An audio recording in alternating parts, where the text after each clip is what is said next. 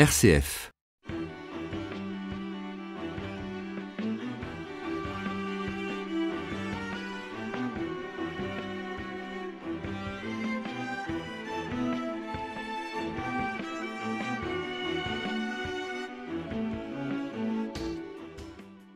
Dans ce nouveau numéro Orneco, il sera question aujourd'hui de l'industrie et la cosmétique. Pour en parler, découvrons tout de suite notre invité. Géry Bayard, bonjour. Bonjour.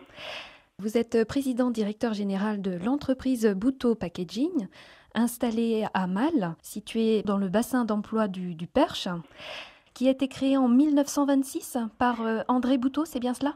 Tout à fait. Donc l'entreprise a été créée en 1926 en région parisienne et nous l'avons décentralisée dans le Perche en 1969. À l'époque, il se trouve que mon père, qui en était le deuxième PDG après Monsieur Bouteau, était maire d'une commune voisine qui est La Rouge. Et évidemment, quand il a eu des projets de décentralisation de la région parisienne, eh bien, ses collègues élus municipaux, conseillers généraux, préfets de l'époque, l'ont tout de suite attiré évidemment dans l'Orne pour créer de l'emploi dans l'Orne. Vous êtes à la tête de cette entreprise depuis 1987. Exact. Donc il y a eu 3 dirigeants depuis les débuts de cette entreprise. Oui, il n'y a eu que 3 dirigeants. Donc voilà. Ça veut dire que nos entreprises familiales ont une grande stabilité. En effet, puisque en 90 ans, puisque nous fêtons nos 90 ans cette année, en 90 ans, l'entreprise n'a eu finalement que 3 dirigeants. Son fondateur, Monsieur André Bouteau, qui à l'époque fabriquait des panneaux simili émail en région parisienne, donc déjà de très jolis panneaux avec des impressions 8 couleurs, Helio, avec des finitions, avec une plastification à l'unité, donc des choses qui s'échangent maintenant, sur eBay, on trouve les gens qui recherchent ces produits, ce sont maintenant les collectionneurs qui se les échangent. Et puis mon père a pris la suite de Monsieur Bouteau, qui n'avait pas de descendants, qui souhaitait reprendre l'entreprise. Et finalement, donc c'est mon père qui a pris la suite en 1963 et qui l'a fait évoluer à ce moment-là déjà. Le fait de n'être que 3 dirigeants depuis 90 ans, cela vous a permis d'avoir un regard à long terme sur l'entreprise, l'évolution de l'entreprise ? Bien sûr, à la différence peut-être d'entreprises dont les directeurs, on va dire salariés, peuvent changer tous les 4-5 ans. Et bien là, il y a une vraie stabilité au niveau du management, un vrai regard en effet de fond, avec une vision à long terme. Et finalement, curieusement, les 3 dirigeants que nous sommes, nous avons chacun eu notre métier, c'est-à-dire que chacun, nous avons su faire évoluer l'entreprise pour qu'elle s'adapte à ces marchés.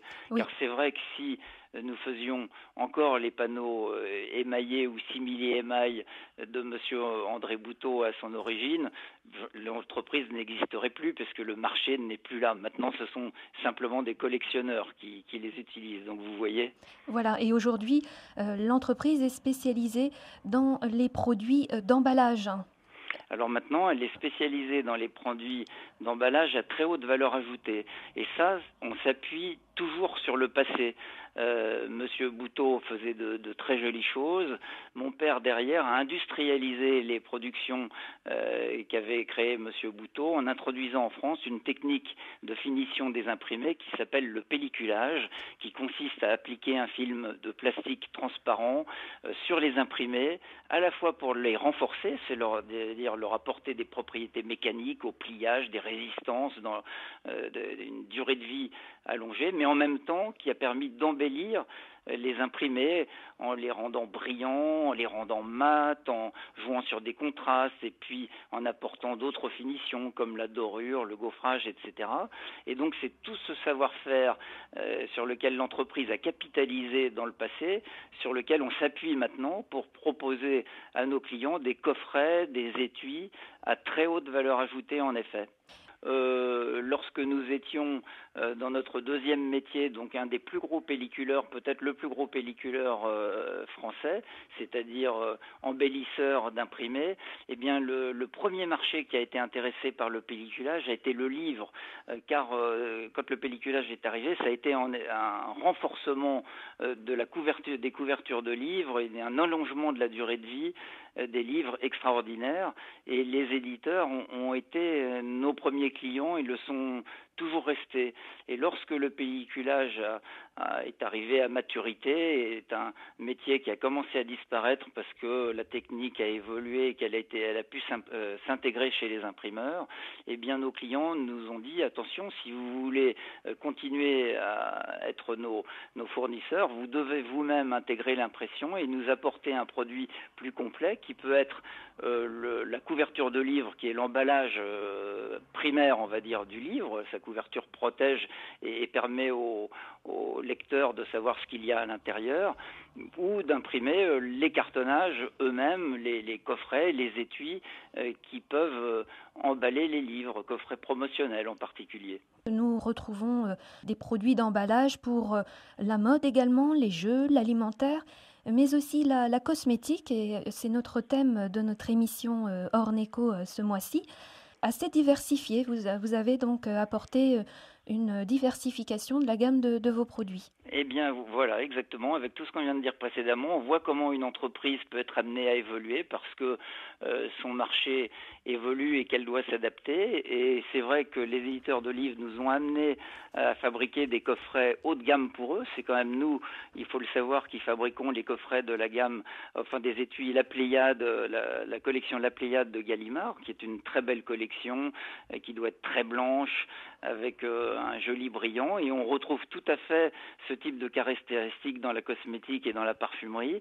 Donc ce savoir-faire que nous avons acquis au fil des années, nous sommes maintenant capables de le mettre au service, en effet, d'autres types de clientèle, et c'est intéressant pour nous de nous diversifier pour, en effet, être capable de pérenniser l'entreprise à long terme et puis faire face à des évolutions de marché diverses ou variées. Donc la cosmétique et la parfumerie, c'est tout à fait une cible sur laquelle nous sommes maintenant déjà depuis quelques années, car nous avons tout ce qu'il faut à l'intérieur de notre entreprise pour répondre aux besoins de cette clientèle.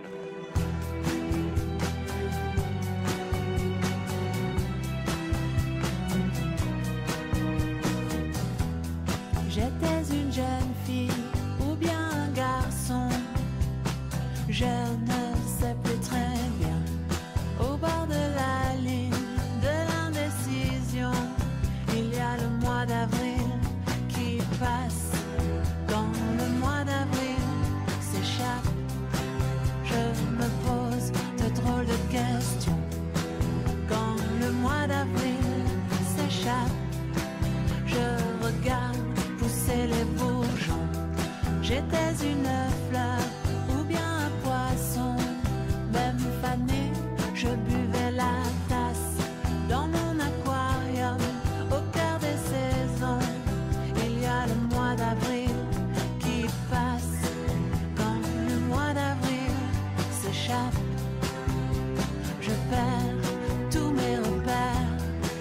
Quand le mois d'avril s'échappe, j'oublie les sensations, les instants fragiles, les parfums de déjà-vu, le moral en exil et les portes sans issue, les jours difficiles, les envies en garde à vue. Quand est-ce que tout commence? Dis-moi, dis-moi.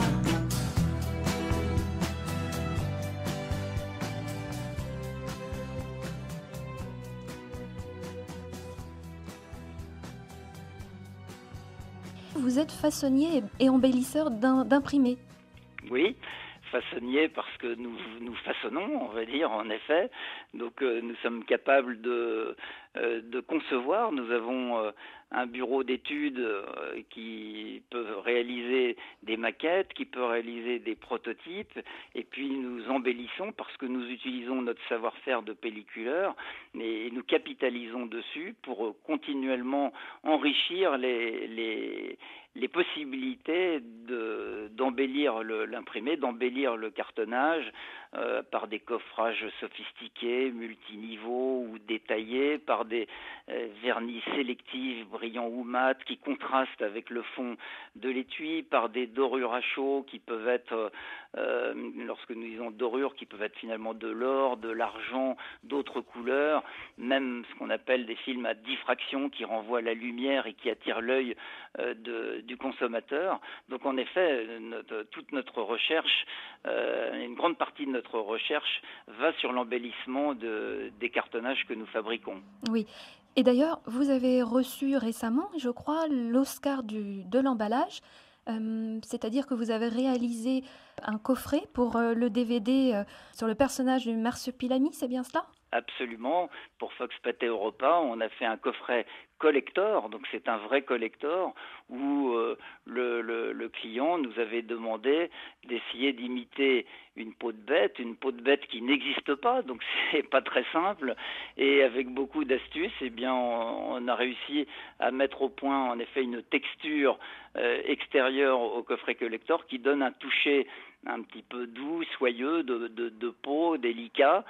Donc on ajoute la sensation du toucher à la sensation visuelle. Il y a maintenant le sensoriel, en effet, dans tous les sens. Eh bien, le toucher maintenant, et puis il pourrait y avoir même l'odeur. Là, c'est pas le cas. Dans le cas du marsupilami, déjà, on a ce toucher peau de bête tout à fait unique qui a été salué par le jury de l'Oscar de l'emballage en 2013.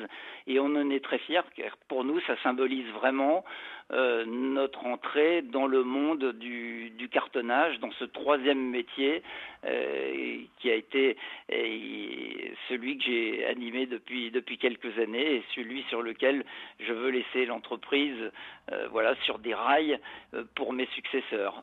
Embellisseur d'imprimés et de cartonnage. Complètement. Alors, sur le site Amal, vous disposez d'une usine de 8000 mètres carrés. Oui, c'est déjà une très belle surface. Nous sommes très à l'aise.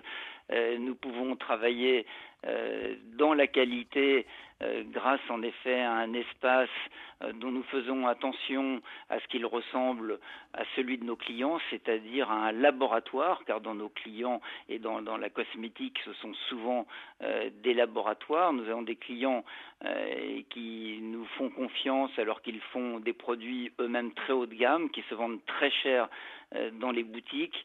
Et donc l'emballage doit être le reflet de l'image de marque de nos propres clients, et l'intérieur de notre usine doit lui-même être en phase avec cette ambiance de fabrication haut de gamme qui est la nôtre.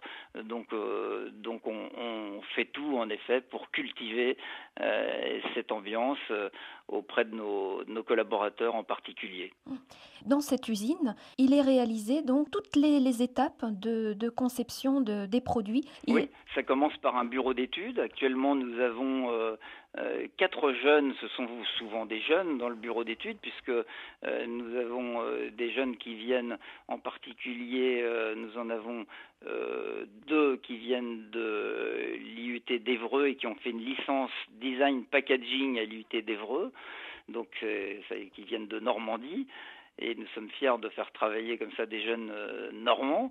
Et puis, avec ces 2 jeunes filles qui sont en fixe chez nous, nous avons un étudiant de l'école Estienne de Paris. C'est la grande école des arts graphiques qui est à Paris. Lui-même fait sa licence design packaging professionnelle par alternance chez nous pendant une année. Nous en avons eu déjà 2 précédemment, donc c'est un poste qui se pérennise.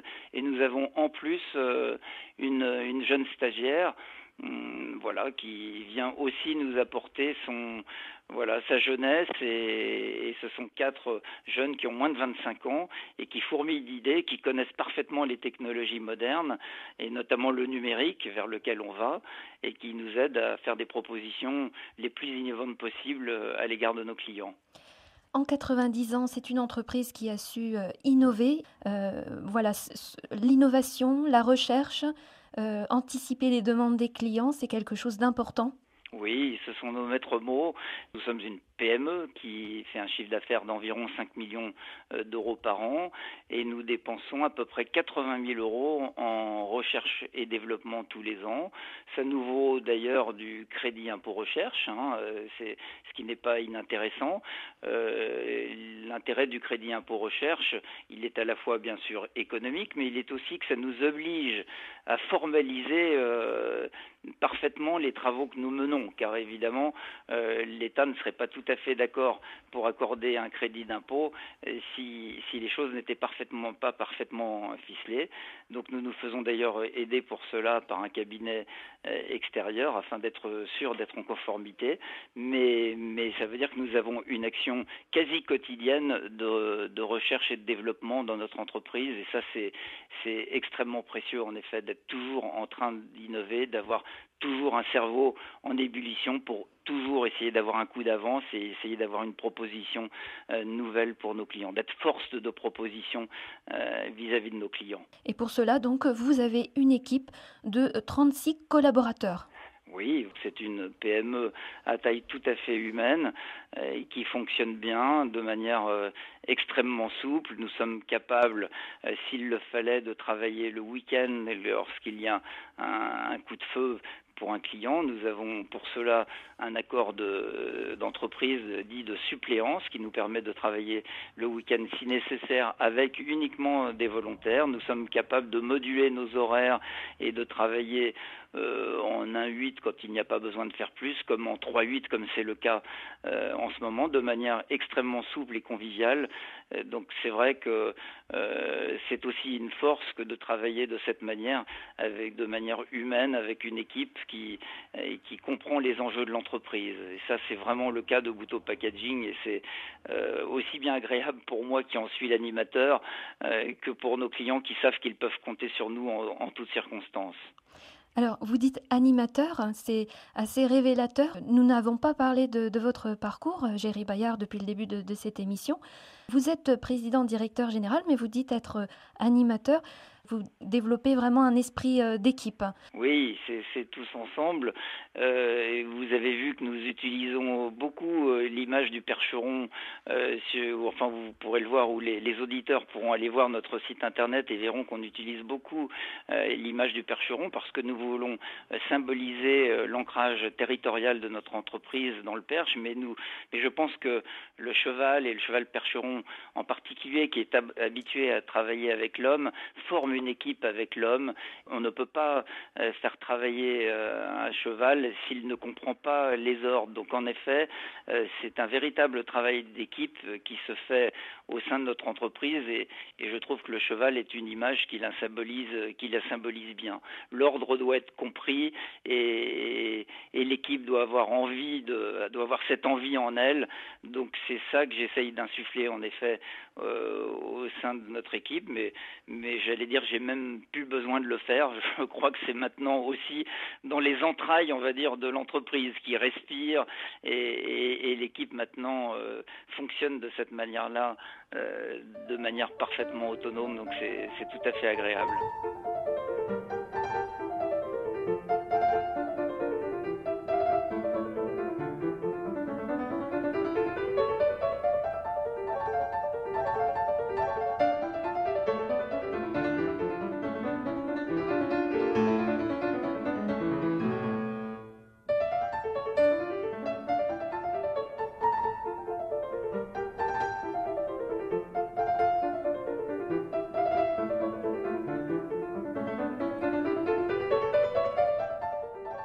Notre invité Géry Bayard est président-directeur général de l'entreprise Bhutto Packaging. C'est en 1987 qu'il reprend la succession de son père. Il revient sur son parcours professionnel. Alors, j'ai passé 9 ans dans le groupe Total, après avoir été diplômé de l'EDEC, donc l'école des hautes études commerciales du Nord.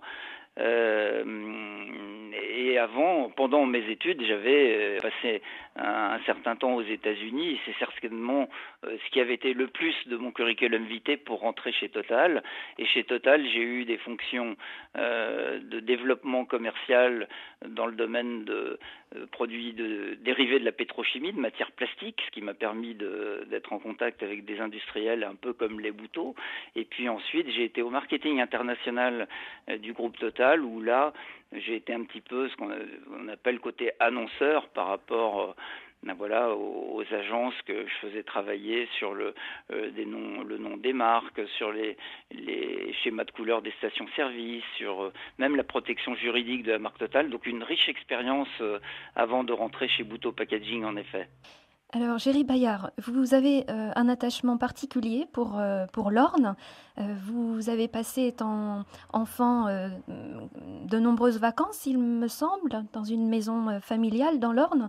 Vous dites donc être motivé par un intime triptyque territoire, industrie et cheval. Oui,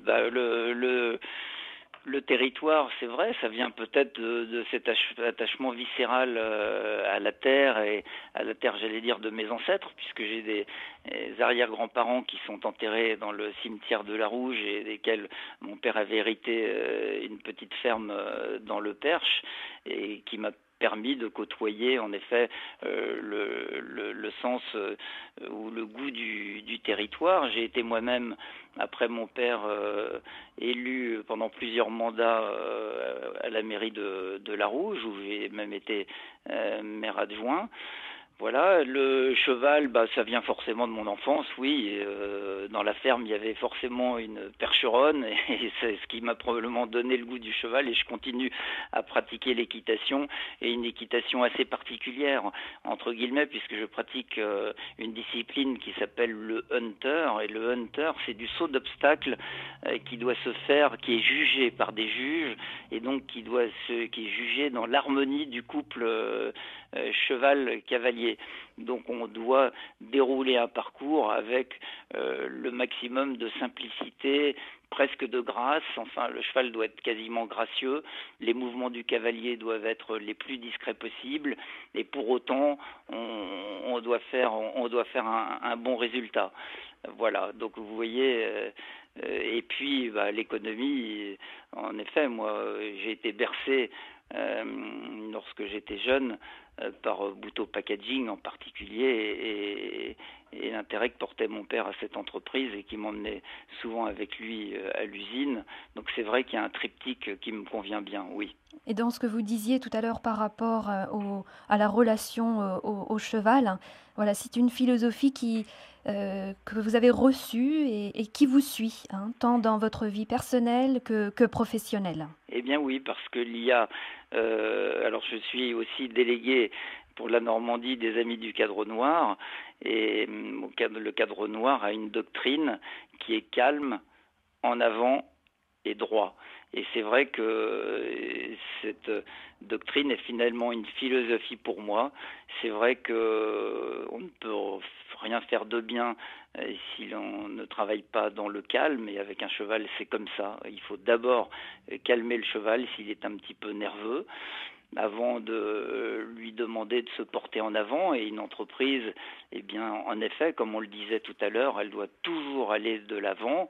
Et puis, exactement comme sur un parcours de saut d'obstacle où on doit aller droit vers son obstacle sans zigzaguer, eh bien une entreprise c'est pareil, elle doit aller droit vers le résultat et le bon résultat, c'est le service de ses clients, c'est la satisfaction de ses clients, et en effet je suis animé par ce triptyque aussi, calme, en avant et droit. L'entreprise Bouteau Packaging a de l'avenir devant elle. Géry Bayard, nous vous remercions beaucoup d'avoir répondu à nos questions, et puis nous vous souhaitons donc une bonne continuation. Merci beaucoup.